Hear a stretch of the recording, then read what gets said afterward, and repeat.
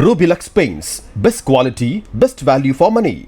உங்கள் பேர் சொல்லும் பெயிண்ட். துறைகள் தோறும் சாதனை படைத்து வெல்லும் தமிழ் பெண்கள். மாதரசிகளுக்கு மாதம் ரூபாய் 1000 வழங்கும் கலைஞர் உரிமை திட்டம் விரிவாக்கம்.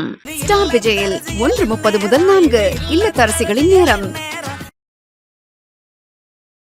இப்ப இருக்கக்கூடிய காலகட்டத்தில் ஒரு மனுஷனுக்கு ஒரு கல்யாணம் பண்றது அப்படிங்கிறதே நாக்கு தள்ளுற விஷயமா தான் இருக்கு. ஆனா இங்க ஒருத்தங்க 7 மாசத்துல கிட்டத்தட்ட 27 கல்யாணம் பண்ணியிருக்காங்கங்க. என்னங்க சொல்றீங்க? 27 கல்யாணமா? ஒரு கல்யாணத்துக்கே நாக்கு தள்ளுதே பாஸ் அப்படின்ற மாதிரி தான் இருக்கும்.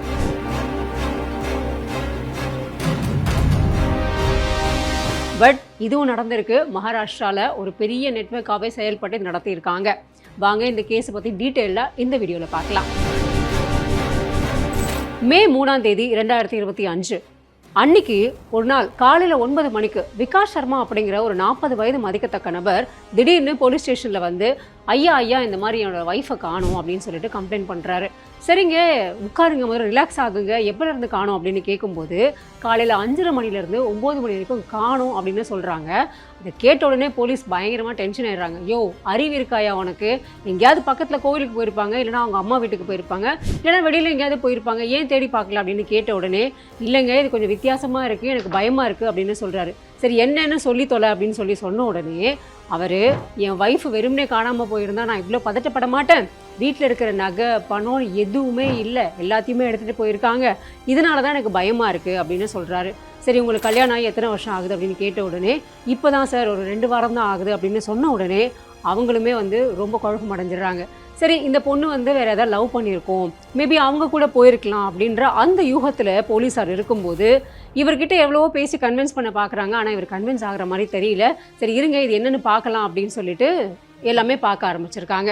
சரி ஓகேன்னு சொல்லிட்டு கேஸ் எடுத்திருக்காங்க. கேஸ் எடுக்கும்போது இந்த விகாஷ் சர்மா அப்படிங்கிறவர், நீங்கள் எப்படி அந்த பொண்ணை பார்த்தீங்க, எப்படி கல்யாணம் பண்ணீங்க அப்படின்ற டீட்டெயில்ட கேட்கும்போது அப்போ தான் இவர் சொல்கிறாரு, 2 புரோக்கர் வந்தாங்க, பப்பு, மீனா, சுனிதா அப்படிங்கிற 2 புரோக்கர் மூலமாக தான் எனக்கு இவங்களை தெரிய வந்துச்சு, அப்படி தான் எனக்கு இவங்க பரிச்சயமானாங்க, அதுக்கப்புறமா தான் கல்யாணம் பண்ணிக்கிட்டோம் அப்படின்ற இந்த விஷயத்தை போட்டு உடைக்கிறாரு.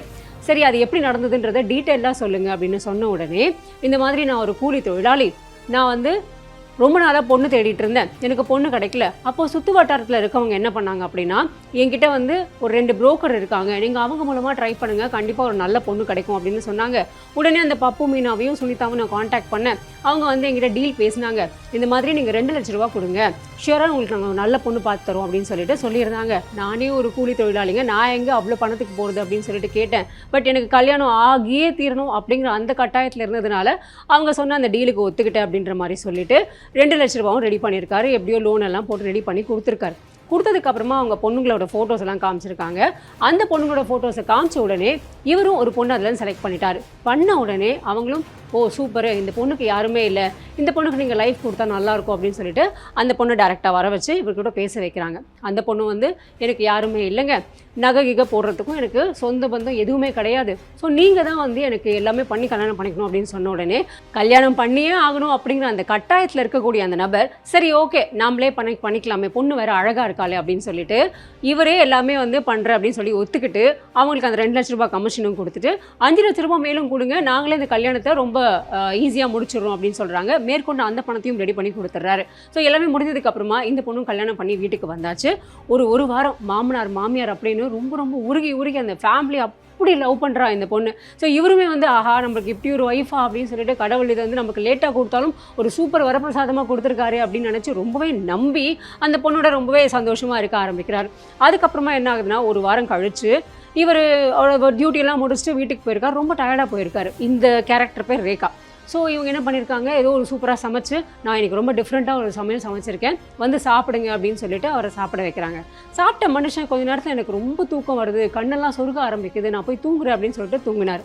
அவ்வளோதான். அடுத்த நாள் காலையில் தன் மனைவியை பார்க்கும்போது பெட்டெல்லாம் கலைஞ்சிருக்கு, பீரோலாம் ஓப்பன் ஆகியிருக்கு, எல்லா பணமும் திருடு போயிருக்கு, எல்லா நகையும் திருடு போயிருக்கு. உடனே இவருக்கு டவுட் என்ன பண்ணியிருக்காரு, சரி இது இப்படியே விட்டால் வேலைக்காகாது, என்னாச்சோ ஏதாச்சோ பார்க்கலாம் அப்படின்னு சொல்லிட்டு உடனே ஓடி போய் ஸ்டேஷனில் கம்ப்ளைண்ட் கொடுக்க ஆரம்பித்தார். இப்படி தான் சார் எனக்கு பரிச்சயமானாங்க, இப்படி தான் சார் நடந்தது அப்படின்னு சொன்ன உடனே அப்பயும் போலீஸ்க்கு டவுட் வரல, இந்த பொண்ணு கண்டிப்பாக இந்த நகையெல்லாம் எடுத்துகிட்டு ஓடி போயிருக்கும், இல்லைனா வேறு ஏதாவது ஃப்ராட் தனம் இருக்கும் அப்படின்றது அவங்களுக்கு டவுட்டே வரல. சரி ஓகே ஏதாவது லவ் பண்ணியிருக்கோம், மேபி அவங்க கூட போயிருக்கலாம் அப்படின்னு நினச்சிக்கிட்டே இருக்கும்போது இன்னொரு கேஸ் சேம் போபாலில் வேற ஒரு ஸ்டேஷனில் இதே மாதிரி ஒரு கேஸ் ஒன்று ஃபைல் ஆகுது. அப்போ தான் போலீஸாருக்கு இன்னும் டவுட் வந்து ரொம்பவே அதிகமாகுது. என்னடா நடக்குது இங்கே அப்படின்ற மாதிரி. அந்த ஸ்டேஷனில் அங்கே என்ன நடக்குது அப்படின்னு கேட்டால், அங்கே இதே மாதிரி சுமன் அப்படிங்கிற ஒரு பொண்ணு தன்னை ஏமாத்திட்டு போனதா அங்கே ஒருத்தர் கம்ப்ளைண்ட் பண்ணியிருக்காரு. சேம் பேட்டர்ன் இதே மாதிரி கம்ப்ளைண்ட் பண்ணியிருக்காரு. ஸோ இதை ரெண்டையும் வச்சு கம்பேர் பண்ணி பார்க்கும்போது கண்டிப்பாக இந்த பொண்ணு பின்னாடி வேறு யாரோ இருக்காங்க அப்படின்றது போலீஸாருக்கு ஊர்ஜிதமாகுது. இதுக்கப்புறமா என்ன பண்ணுறாங்க அப்படின்னா, 2 பேருமே, அதாவது இந்த பொண்ணை கல்யாணம் பண்ணிக்கும் போது என்னெல்லாம் டீட்டெயில்ஸ் கொடுத்தீங்க, ரெஜிஸ்டர் மேரேஜ்லாம் பண்ணேன்னு சொன்னீங்க இல்லையா, ஸோ என்னெல்லாம் கொடுத்துருக்கீங்க, என்ன மாதிரி டீட்டெயில்ஸ்லாம் நீங்கள் வந்து ப்ரொவைட் பண்ணியிருக்கீங்க அப்படின்னு கேட்கும்போது ஆதார் கார்டு மேட்ச் ஆகுது, பேன் கார்டு மேட்ச் ஆகுது, ஒவ்வொரு விஷயமுமே கரெக்டாக மேட்ச் ஆகுது. அதே மாதிரி இந்த கேஸ்லேயுமே 2மே மேட்ச் ஆகுது. ஆனால் 2மே ஃபேக் ஐடிஸ் தான். எல்லாமே ஃபேக் ஐடிஸ் கொடுத்து மேட்ச் பண்ணி பார்க்கும்போது இது யார் அப்படின்றத கண்டுபிடிக்க முடியாமல் இருந்தது. ஏன்னா இங்கேயும் வேறு பேர், அங்கேயும் வேறு பேர். இதெல்லாம் இப்படி போக அடுத்ததா இதே மாதிரி ஒரு கேஸ் ராஜஸ்தான்லேயும் ஃபைல் ஆகுது. ராஜஸ்தானில் ஃபைல் ஆகிற கேஸ் வந்து மானசி அப்படிங்கிற பேரில் ஃபைல் ஆகுது. இதே பேட்டர்ன் வந்தா சுட்டா ரிப்பீட்டு, வந்தா சுட்டா ரிப்பீட்டுன்ற மாதிரி இதே பேட்டர்னில் அங்கேயுமே அதே கண்டினியூவேஷன். அதே மாதிரி 2 புரோக்கர்ஸ், அதாவது சேம் பப்பு மீனா அப்படிங்கிறவங்களும் சுனிதா அப்படிங்கிறவங்க தான் இதில் இன்வால்வ் ஆகியிருக்காங்க. இவங்க கண்டிப்பாக ஒரு 4 பேராக மட்டும் இருக்க மாட்டாங்க, இது ஒரு பெரிய கேங் நெட்வொர்க்காக இருக்கும் அப்படின்னு போலீஸாருக்கு ஒரு பெரிய சந்தேகமே வந்துருச்சு. உடனே இவங்க என்ன பண்ணுறாங்கன்னா, ஒவ்வொரு இடத்துலையுமே சரி இந்த மாதிரி ஒரு ஸ்கேம் வேறு எங்கேயாவது நடந்திருக்கா அப்படின்ட்டு ரொம்பவே தீவிரமாக ஆராய்ச்சி பண்ணும்போது ஒவ்வொரு இடமா, அதாவது மகாராஷ்டிராலேயே நிறைய வெவ்வேறு இடங்களில் இந்த மாதிரி நடக்கிறது வந்து தெரிய வந்திருக்கு. சரி, திருடனை பிடிக்க போலீஸ் என்ன பண்ணுவாங்க, திருடன் வேஷத்தில் தான் போய் பிடிப்பாங்க. ஸோ அந்த மாதிரி இவங்களே களத்தில் இறங்க ஆரம்பிச்சிட்டாங்க. இவங்களுக்குள்ளேயே ஒரு 40 வயசு இருக்கக்கூடிய ஒரு நபரை பிடிச்சி நீங்கள் டைரெக்டாக போய் இது என்ன டீட்டெயில் அப்படின்றத கண்டுபிடிங்க அப்படின்னு சொல்கிறாங்க. ஸோ அவர் என்ன பண்ணுறாரு அப்படின்னா, இந்த போபாலில் இருக்கக்கூடிய டீ ஷாப்ஸ்க்கெலாம் வெளியில் என்ன பண்ணுவாங்க, இந்த கேரம் போர்டெலாம் ஆடிக்கிட்டு இருப்பாங்க. ஸோ அந்த மாதிரி கேரம் போர்டு விளையாடிக்கிட்டு இருக்கும்போது இவருமே அங்கே போய் நின்றுட்டு இந்த மாதிரி நான் ஒரு கல்யாணம் பண்ணணும்னு நினைக்கிறேன், இங்கே பெஸ்ட் புரோக்கர்ஸ் யாராக இருந்தால் சொல்லுங்கள் அப்படின்னு சொல்லி கேட்குறாங்க. உடனே அவங்களும் என்ன பண்ணுறாங்கன்னா, ஒரு 2 புரோக்கர் இருக்காங்க, நீங்கள் வேணால் அவங்கள வந்து காண்டாக்ட் பண்ணுங்கள் அப்படின்னு சொல்லி சொல்கிறாங்க. ஸோ அந்த புரோக்கரோட காண்டாக்ட் நம்பரும் கொடுக்குறாங்க. அவங்க வேறு யாரும் இல்லை, சேம் அதே பப்பு மீனா அண்ட் சுனிதா. இந்த போபாலே சும்மா ஒரு ரவுண்ட் அடிச்சிருக்காங்க. ஸோ அங்கே அவங்க நம்பர் கொடுத்த உடனே இவரும் அவங்கள காண்டாக்ட் பண்ணி, எனக்கு இமீடியட்டாக ஒரு நல்ல பொண்ணு வந்து வேணும், ஆனால் நான் வந்து எல்லாமே நானே பார்த்துக்கிறேன், நானே வந்து அவங்களுக்கு நகைலாம் போட்டு நானே கல்யாணம் பண்ணி கூப்பிட்டு போகிறேன் அப்படின்னு சொல்லிட்டு எல்லாமே சொல்லிடுறாரு. ஆஹா அடிச்சுரா ஜாக்பாட் அப்படின்னு சொல்லிட்டு அவங்களும் என்ன பண்ணுறாங்க, இதில் இறங்கி அவருக்காக பொண்ணு தேட ஆரம்பிக்கிறாங்க. பொண்ணு தேடினது மட்டும் இல்லாமல் ஒரு 4-5 ஃபோட்டோஸ் கொடுக்குறாங்க. சேம் பேட்டர்னில் இவரும் என்ன பண்ணியிருக்காருன்னா அதே பொண்ணு தான் சூஸ் பண்ணியிருக்காரு. சரி ஓகே அப்படின்னு சொல்லிட்டு அந்த பொண்ணை கூட்டிகிட்டு வந்து பேசலாம், ஆனால் நான் 2 lakhsன்றது நான் இப்போ கொடுக்க மாட்டேன், அந்த பொண்ணு வந்து என்கிட்ட பேச வைங்க, பேச வச்சதுக்கு அப்புறமா நான் தரேன் அப்படின்னு சொல்லிட்டு அவர்லாம் பேச வச்சுருக்காங்க. ஸோ வந்து உட்காந்து பேசிக்கிட்டு இருக்கும்போது உங்கள் பேர் என்ன அப்படின்னு கேட்டோன்னே அவங்க வேறு ஏதோ ஒரு பேர் சொல்லியிருக்காங்க. இப்போ நான் உங்களை எந்த பேர் சொல்லி கூப்பிட்றது, மானசின்னு சொல்லி கூப்பிட்றதா, ரேகான்னு சொல்லி கூப்பிட்றதா, இல்லைனா இப்போ நீங்கள் ஒரு பேர் சொன்னீங்களே இதை வச்சு கூப்பிட்றதா அப்படின்னு சொன்ன உடனே 3 பேருமே உஷாராயிட்டாங்க. என்னடா இது ஏதோ நடக்குது அப்படின்ற மாதிரி அவங்களுக்குமே ஒரு யூகம் வந்துருச்சு. ஸோ இது என்ன பண்ணாங்க அப்படின்னா, அவங்க உடனே அலர்ட் ஆகிட்டு இது என்னமோ நடக்குது அப்படின்றத மட்டும் யூகிச்சிட்டாங்க. போலீஸுமே அவங்க 3 பேரும் அரெஸ்ட் பண்ணிட்டு உடனே இதுக்கான விசாரணையை மேற்கொண்டிருந்திருக்காங்க. அந்த விசாரணையில் என்ன போயிருக்கு அப்படின்னா, நீங்கள் யார், என்ன டீட்டெயில், நீங்கள் உங்களோட பேக்ரவுண்ட் என்ன, இதெல்லாம் எனக்கு கண்டிப்பாக தெரிஞ்சே ஆகணும் அப்படின்னு சொன்ன உடனே இந்த ரேகாவும் மானசியாவும் அதுக்கப்புறமா இப்போ சுமன் அப்படின்ற இந்த பேரில் இருக்கிற அந்த லேடி, ஒரே லேடி தான், ஒரு லேடியோட ஃபோட்டோ வந்து நிறைய இடத்துல சுற்றி வந்து கிட்டத்தட்ட 7-8 மாசத்துல 25 பேருக்கும் மேல, அதாவது ஆல்மோஸ்ட் 27 பேரை கல்யாணம் பண்ணியிருக்காங்க. சேம் பேட்டர்ன், வந்தா சுட்டா ரிப்பீட் அப்படிங்கிற மாதிரி இதே பேட்டர்னில் இதே மாதிரி கல்யாணம் பண்ணிக்கிட்டு 1 நாள் 2 நாள் 1 நாள் 2 நாள் அவ்வளோதான்.